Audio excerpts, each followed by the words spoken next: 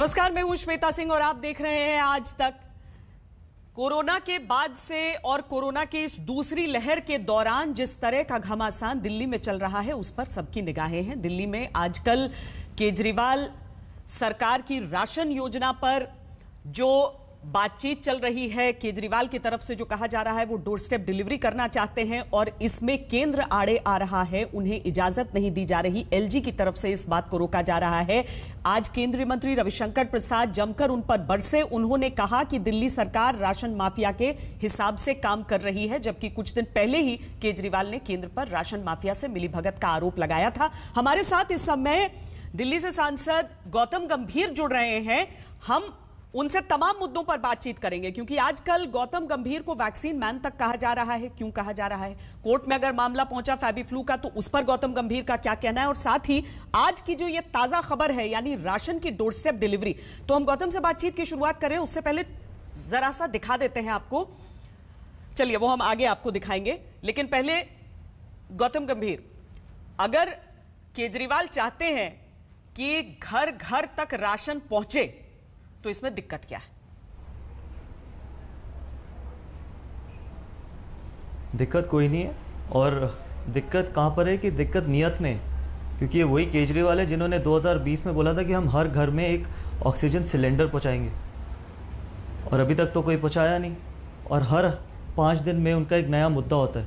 अगर आप देखिए, शुरुआत करें, पहले कोविड सेंटर्स को लेके हुआ, फिर एक हफ्ते के बाद जो वो मुद्दा डाइल्यूट हो गया, उसके बाद ऑक्सीजन को लेके हुआ, फिर क्रायोजेनिक टैंकर्स को लेके हुआ, फिर उसके बाद वैक्सीन को लेके हुआ, अब राशन को लेके हुआ।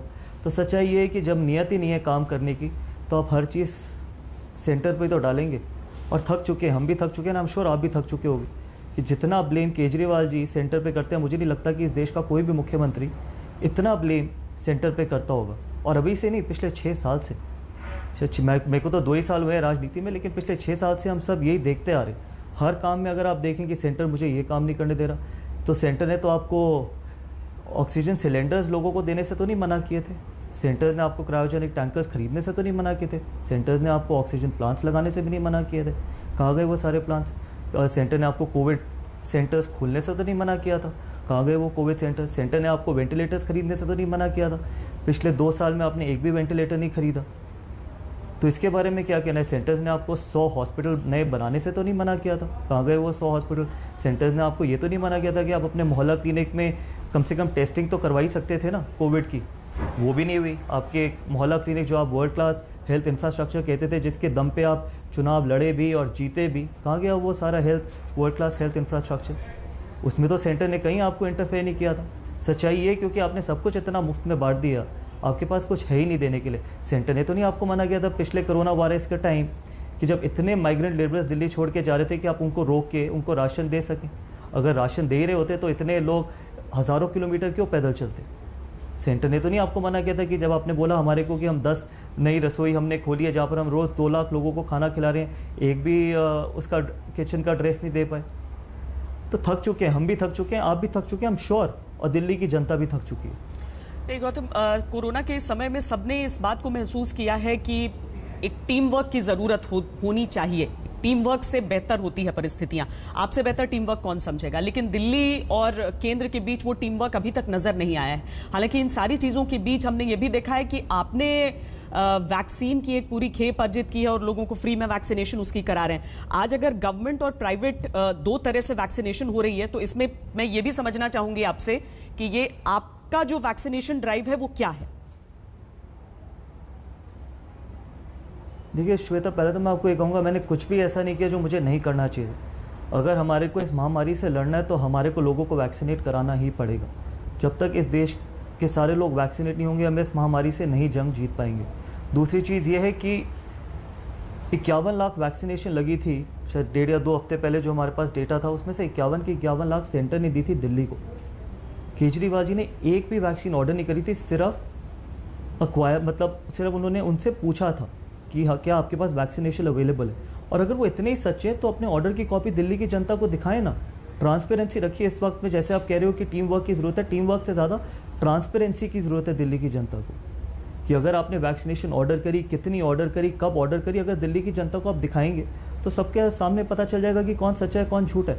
और जहाँ तक आपके पास नियत होती है तो फिर रास्ते अपने आप मिलते चले जाते हैं। जहाँ तक आपने हमारे वैक्सीनेशन ड्राइव की बात करी, मैं सिर्फ इतना कहना चाहूँगा कि हम चाहते हैं कि ज़्यादा से ज़्यादा लोगों को वैक्सीनेट करें। हमने प्राइवेट हॉस्पिटल के साथ टाई अप किए, उनसे हम खरीद के लोगों को मुफ्त में लगाएंगे।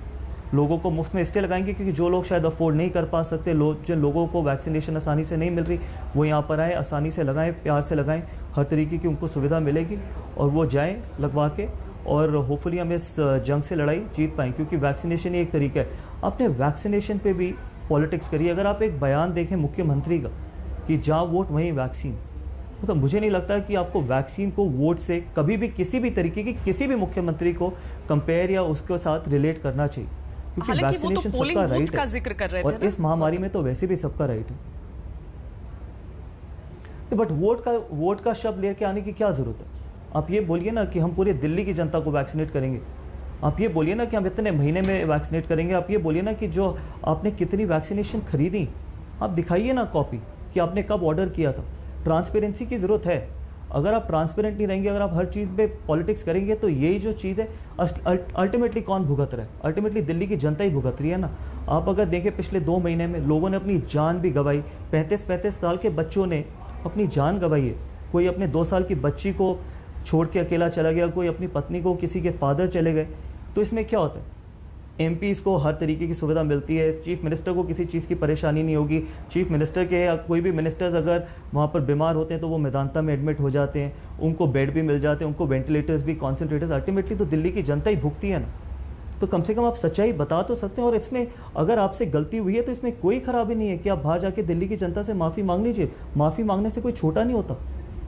अगर आप ये इमेजिन करिए, इतने लोगों ने दिल्ली में अपनी जान गंवाई, 9-9 घंटे लोग पार्किंग लॉट में बेड के लिए तरस रहे थे, लोग ऑक्सीजन की वजह से मरे हैं।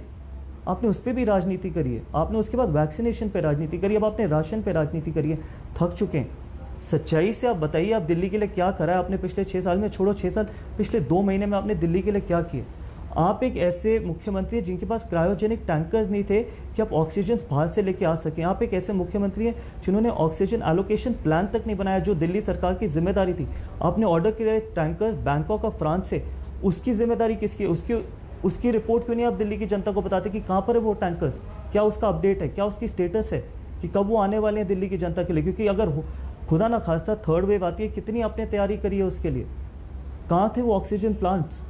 क्यों नहीं लगवाए गए आपसे ऑक्सीजन प्लांट्स? तो इसलिए बात ये नहीं है कि ब्लेम गेम की बात मैं नहीं कर रहा। मैं कोई ब्लेम नहीं करना चाहता, क्योंकि ये वक्त ब्लेम करने का नहीं है। पूरी उम्र है आपके पास राजनीति करने के लिए। ये वक्त है अब लोगों की सेवा करने का। ये वक्त है अपना एक्चुअल नेशनलिज्म दिखाने का। और नेशनलिज्म का मतलब ये नहीं है कि आप सिर्फ 52 सेकेंड नेशनल एंथम पे खड़े हो जाइए या फिर आप वंदे मातरम गाइए। असली नेशनलिज्म वो है कि अगर आप किसी और व्यक्ति की, किसी साथ वाले व्यक्ति की जिसको जरूरत है आपकी, उसकी आप सेवा कर सके और सच्ची नियत के साथ सेवा कर सके। तो ये जो इंपॉर्टेंट है। गौतम, ये जो आपने वैक्सीनेशन की शुरुआत करवाई है, जबकि ऐलान ये है कि फ्री वैक्सीनेशन चल रहा है, सिर्फ जो प्राइवेट वाले हैं वो लेंगे, तो इसमें आपकी वैक्सीनेशन ड्राइव कहां पर स्टैंड कर रही है अगर सरकारी पूरी नीति चल रही है फ्री वैक्सीन?